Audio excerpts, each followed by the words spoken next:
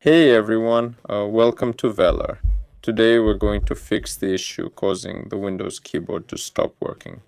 There are three solutions. The first one is to go into Start and type in Keyboard Filter. Go in there and make sure to disable it because it interferes with the Windows keyboard. The second way is to go to Start. Right-click on it, right-click the Start button with your mouse, go to Device Manager and find your keyboard.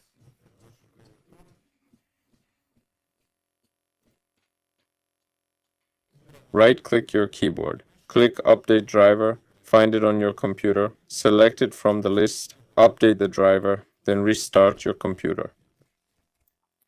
You can also go to Start, open Task Manager, and restart the driver.